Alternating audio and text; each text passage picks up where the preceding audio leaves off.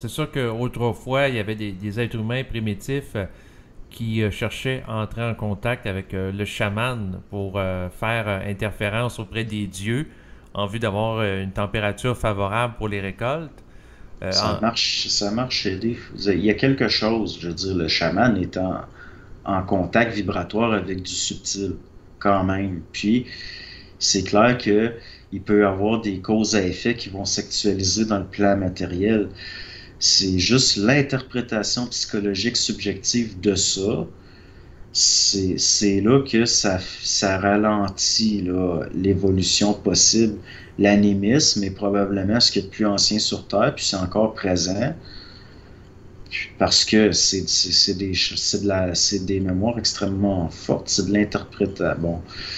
Puis ces choses-là, à mes yeux, ça reste quand même, il y a quelque chose de concret de lié à ça. C'est la façon dont l'être humain le perçoit puis qu'il formalise ce qui est pas réel.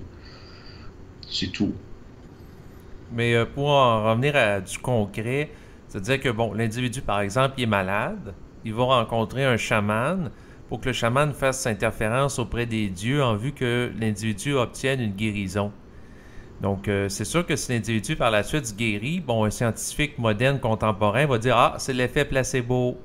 Donc, C'est autrement, l'effet psychosomatique, mais même là, les scientifiques, ils vont parler du psychosomatique parce qu'ils le constatent. Mais ils n'arrivent pas à théoriser son fonctionnement parce qu'ils voient pas les plans. Il y a un fonctionnement qui fait que, au fond, le chaman, il vient créer une contreforme, un contre-programme pour que la personne se guérisse elle-même par projection. Le scientifique, il constate l'effet placebo, il constate ce qui est psychosomatique, mais ils sont pas rendus au point de l'expliquer. Ils n'arrivent pas à... C'est que de toute façon, le plan matériel est une densification du reste. Et là, c'est ça qui fait qu'il y a une mécanique de l'action de la pensée sur la matière, puis vice-versa. Mais si les scientifiques sont pas rendus là, ils vont parler du psychosomatique, du placebo, parce qu'ils le constatent. Ils n'ont pas le choix de le constater. Mais il reste que c'est là qu'on voit qu'il y a du retardataire, parce que ils vont se servir du phénomène lui-même pour nier le subtil.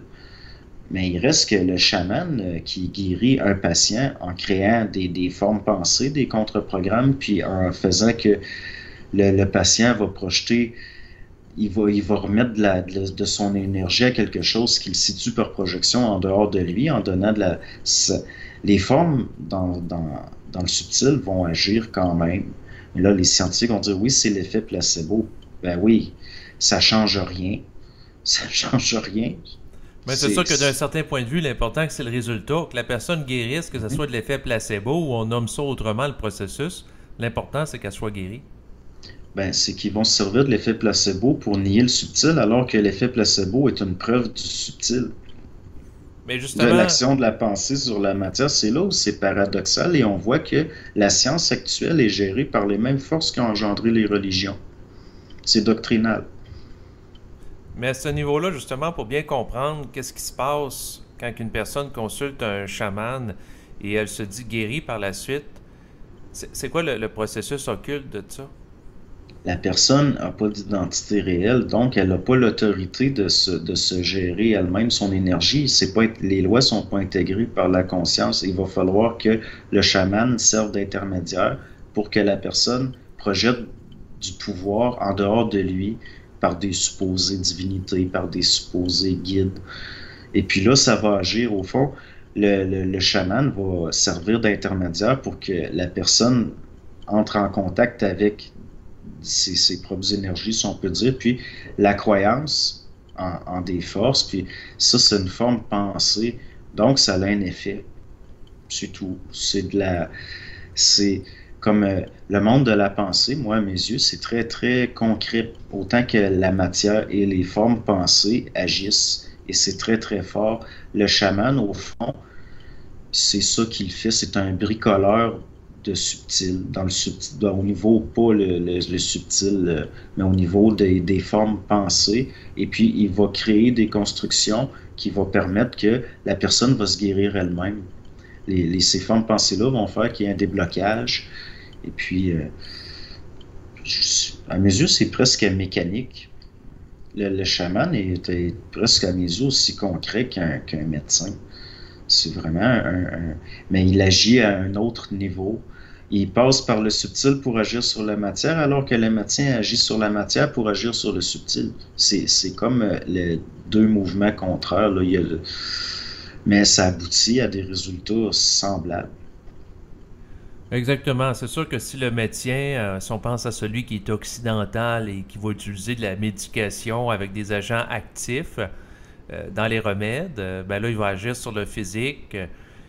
Tandis que le chaman qui va faire des incantations, des danses ou des prières dans le but d'amener un état de transe, donc ça le met en contact avec le subtil pour essayer de changer l'énergie de la personne. Oui, puis le pire, c'est que c'est juste que la personne, elle a besoin de se projeter à l'extérieur parce que elle s'accorde pas le pouvoir de se guérir elle-même. Elle a besoin d'un intermédiaire qui va agir sur des forces que la personne, au fond, quand quelqu'un tombe malade, souvent ça peut être psychosomatique de toute façon. La maladie, si elle est d'esprit puis qu'est-ce qu'on concrétise dans la matière, ben là, ça prend un intermédiaire qui va agir à ce niveau-là pour concrétiser ça, reconcrétiser la guérison dans la matière. Mais dans les faits, c'est parce que le patient accorde de la croyance à des choses, il accorde de l'autorité au chaman, il accorde de l'autorité à des forces, donc un pouvoir qu'il a lui-même, mais qu'il n'est pas capable de gérer parce qu'il n'est pas une identité assez forte, il va avoir besoin de le projeter à l'extérieur pour que ça lui revienne. Mais la personne se guérit toujours elle-même. C'est impossible Tout ce qu'on peut faire, c'est agir sur la régulation de certaines lois parce que la personne a une incapacité à se servir de ses propres énergies. Mais c'est toujours l'organisme qui se guérit lui-même. Mais il a besoin d'outils. Il a besoin parce qu'il y croit. Donc, autrement dit, ça revient au principe de l'effet placebo, c'est-à-dire la croyance en quelque chose va donner un résultat, même si ce n'est pas nécessairement un agent médical actif là, au niveau de médicaments. Là, ouais. Ben, on voit que c'est comme on en a déjà parlé. Si on fait croire à quelqu'un que quelque chose qu'on lui fait ingérer est nocif, ça peut avoir des effets nocifs.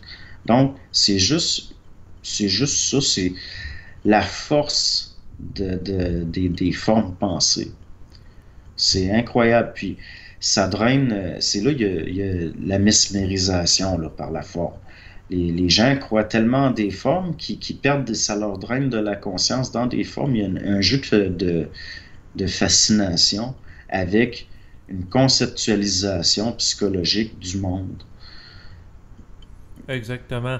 Mais en lien avec ce que tu dis, c'est-à-dire que l'individu qui serait conscient puis garderait son autorité puis sa volonté pour lui, bien, il n'aurait pas besoin de passer par un chaman ou un autre intermédiaire extérieur à lui dans l'optique d'obtenir une guérison.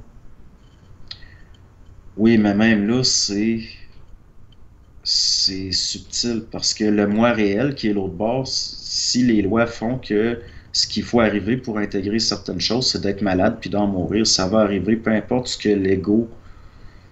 qui arrive dans l'ego.